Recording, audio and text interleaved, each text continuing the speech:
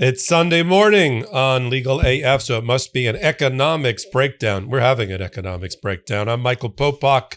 You're here on the Legal AF YouTube channel. Let's talk about just the new data that's rolling in and the new analysis that's rolling in. I'm going to stitch together a bunch of new developments, new surveys, new statistics, all showing the same thing. We went from a Biden economy that was leading the world to just 9 months later, a Trump economy that is in the wood chipper. And what Americans are saying, regardless of their ethnic background, regardless of their demographic background, what they are saying universally about the Trump administration's economy is that they are struggling, that this is a terrible economy. Only 30% of America believes that the big, beautiful bill is helping them, or that they approve it outright. Maybe it's because most of the spending cuts, most of the funding cuts went to red states to help support their health care, help support their child health care, help to support their schools, help to support things that matter to people who are below the poverty line, which makes up a fair percentage of red states. So we have that.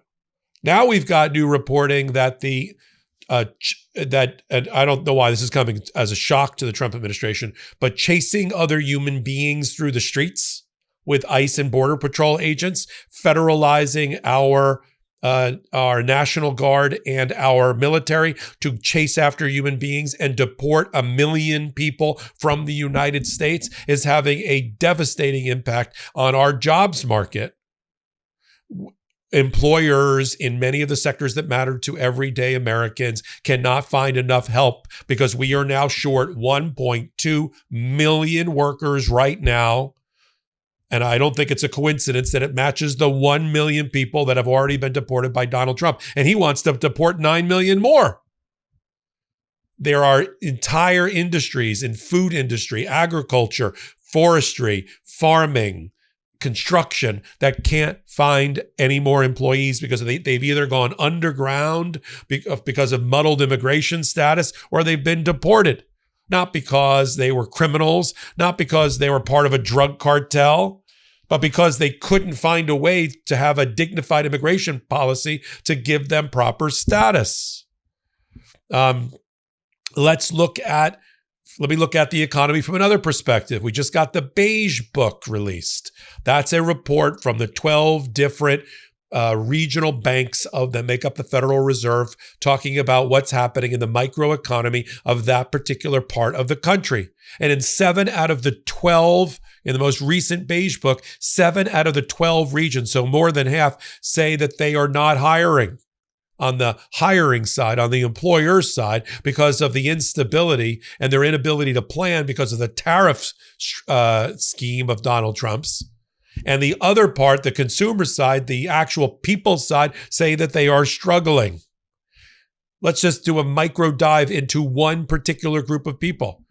Hispanics, which make up a large percentage, 1/4 of America or so counts themselves as some Hispanic heritage, are not consuming any longer at the rates that they were. Hispanic consumption, which helps drive the economy, is down, and not just by a little, but by a lot. When Joe Biden was president, year after year, their consumption was going up 5%, 10%. You know what it was during the most recent Trumponomics? It went up 1%, virtually the same level of consumption year after year. Why? Because they're scared, because they're going through their own turmoil because of the immigration policies of Donald Trump in their own families. They don't feel like partying and spending. They don't have the disposable income. They already have some of the lowest wages by ethnic group in the country, and Hispanics are suffering. But it's not just them. Black consumption is down. White consumption is down. These are drivers for the economy.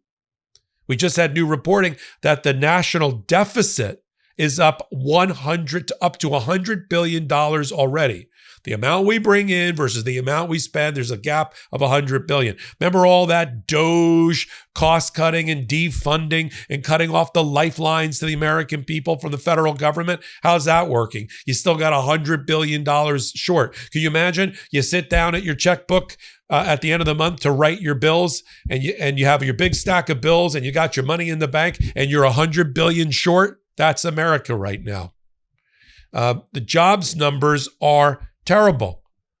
They just came out. Donald Trump, the last time he saw numbers this bad last month, he fired the commissioner of the Bureau of Labor Statistics. He's got no one left to fire because his own head isn't in there. And his Commerce Secretary, right before the jobs report came out, said, these are going to be more accurate. Okay, you know what it says in the jobs report? That Donald Trump in the last 3 months of his economy has made an average of 14,000 jobs in total in a 300 million person economy. By contrast, the Biden administration made over every month of the Biden administration averaged 168,000 jobs per month. Do the math. That's over 2 million jobs for the year. Every year Biden was in. Now we're doing 14,000, 1/10 or less the size. 1 month we had negative job growth. In other words, we shed more jobs and didn't make any. And that's all from the Bureau of Labor Statistics. The mass deportations are having a tremendous deleterious impact on our economy. Just look at some of the industries and some of the sectors. 45% of the farming, fishing, and forestry communities, that's part of our agriculture, that's our nation's breadbasket, if you will, in large part, 45% is filled by immigrants. I'm not talking about their status right now. I'm just saying it's filled by immigrants, right? We're back to dirty jobs that white Americans don't want to do and aren't doing. 30% of construction jobs are filled by immigrants. And over 20% of the workforce overall is your neighbor who happens to be an immigrant and likely black and brown. The Social Security Administration estimates, sit down for this one. The Social Security Administration estimates that we are 35 million workers short for the 2030s and our economy then. So just 5 years from now, the start of the 2030s and into that decade, we're short 35 million employees right now. If we don't get, so what does that mean? That means there's not enough native-born Americans to fill the jobs for the size of our economy. Our size of the goods and services and agricultural and all the sectors outstrips the ability of native-born Americans or people here on legal immigration status that are here right now to generate enough babies to make up that deficit. Because birth rates are down in America, not up, which means as we always have, we can't be American first when it comes to immigration. We have to have long arms and embrace the exact opposite of what Donald Trump is doing and embrace people from other cultures and other lands to come to America to make a life for themselves and contribute to our economy, both as consumers and as workers and as business owners and business developers. We need the brains. We need the brawn. We need the people. We need the bodies and we need the brains all at the same time. So what's Donald Trump's plan to increase our labor pool by 35 million over the next 10, 15 years? What is it? Encourage bigger families? We haven't seen that, give everybody some sort of stipend to have 3 children, 4 children, 5 children? No, he's got to rely on immigration. In order to rely on immigration, you have to stop inhumanely, depravely chasing people through the streets and signaling to the rest of the world that we are an inhospitable environment for people to come and live in. Who in America in their right mind right now is thinking, who around the world in their right mind is thinking, I think I should move to America. This seems like the perfect opportunity. Sure, there's a couple that will try to exploit this current situation, but most people are like, no, I'd rather stay in my home country. As bad as it is here for some people, it looks worse on television with Donald Trump in power. So without the 35 million people, in order to attract them, you need a dignified immigration policy. Now I'm looking at the Democrats and the Republicans because they have not been able to get their act together and their shit together in the last 50 years to come up with an immigration pathway that not only takes the 10 million people here that are not here on proper status and find a way, yes, can we just say it out loud? Get rid of the criminals. But the other 9.99 million people, give them a path to citizenship and legal status and work. Put them to work. They want to work. We want them to work. They want to do the dirty jobs. Give them the ability to do it with dignity. And then have us be the shining light on the hill, the shining beacon on the hill to attract more talent, more people. Make it easier for talented people to come here through H-1B, not just the golden visa. They're such idiots. Seriously, I want to reach through my television, through my screen and choke them. They are such morons. We want to just attract white rich people. We're going to make it like a black Amex card or a platinum Amex card. $5 million of investment, you get to come in. That's not going to do it, folks. We're not going to get 35 million millionaire and billionaires to come in here and make enough businesses. And even if they make the businesses, who's going to staff them? So you got jobs reports that shows right now already started, there are less jobs than people looking for it. There are less jobs than people looking for it. But soon there's going to be too many people. We're going to be short people. And that's the point of when you have a tariff program that's now been declared unconstitutional and illegal, which was the centerpiece of Donald Trump. Apparently, this was his only trick. He only had one. Tariffs. I'm going to use them to beat up our allies. I'm going to use them to collect more money. I'm going to use them as the centerpiece of my foreign policy, of my national security policy, of my war efforts with our new Department of War, all tariffs, except he didn't have the power to get tariffs or use tariffs that way. And they've been struck down. Now, maybe the Senate and the House will get around to giving him that power, but they haven't yet. I'm just looking at the micro and macro data about the economy, and it is terrible. Sometimes economists take a while to look back on an era and declare if something was the start of a recession. We're in the Trump recession right now.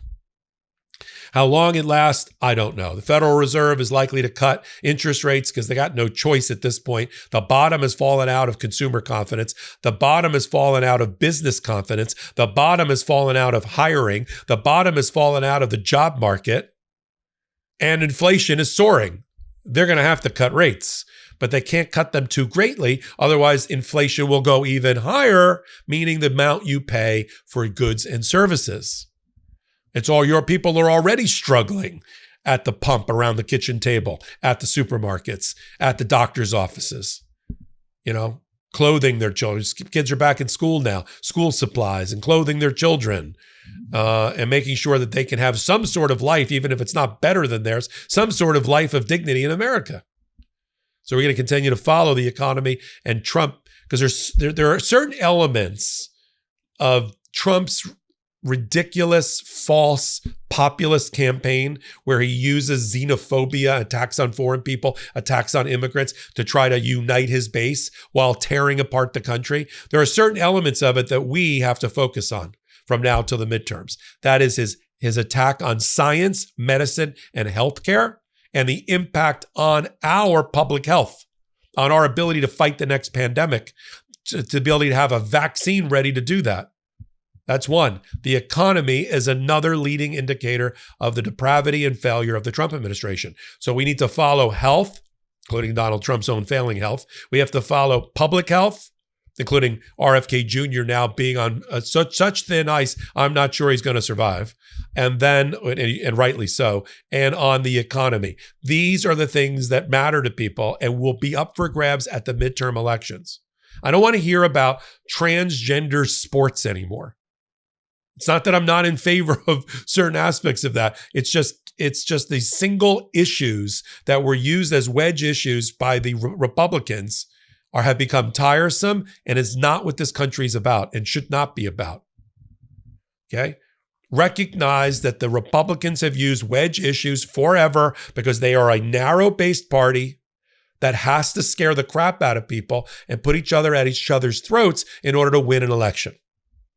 So 40 years ago, it was gay marriage. Then it was gays in the military. And when society embraced gay an LGBTQ plus community and saw, no, they're allowed to marry. They should be able to marry who they want and love who they want. Maybe because people realize in their own families, they have gay people 1 degree separated, children. So that changed. So then they went, well, we're not winning on the gay issue. We better move to transgender people. Let's go after this vulnerable population that represents a very small percentage in America, but are having their rights and have had their rights crushed and civil liberties crushed as a political pawn to get the Republicans elected. And that's where we're at right now. But we need to hold them accountable, and we will together. Take a moment, hit the free subscribe button. I got amazing stuff going on over at the Legal AF Substack. If you know about Substack and you haven't found its Legal AF, go check out Legal AF. I think you're going to be impressed with the quality and volume of work that we have there, including live reports. If you don't know about Substack, it's a great environment. It's a great ecosystem. Go out, check out things, your hobbies, your lifestyles, your interests. Somebody's writing and producing information there on a daily, hourly basis that you'll find interesting. Check out Legal AF Substack. If you like us, hit the subscribe button, take a receipt. And if you really like us, become a paid member. So until my next report, I'm Michael Popok. I'm Michael Popok, and I got some big news for our audience. Most of you know me as the co-founder of Midas Touch's Legal AF and the Legal AF YouTube channel, or as a 35-year national trial lawyer. Now, building on what we started together on Legal AF, I've launched a new law firm, the Popok Firm, dedicated to obtaining justice through compassionate and zealous legal representation. At the Popok Firm, we are focused on obtaining justice for those who have been injured or damaged by a life-altering event, by securing the highest dollar recoveries. I've been tirelessly fighting for justice for the last 35 years, so my own law firm organically building on my Legal AF work just feels right. And I've handpicked a team of top-tier trial fighters and settlement experts throughout all 50 states known as big auto injury attorneys who have the know-how to beat heartless insurance companies, corporations, government entities, and their attorneys.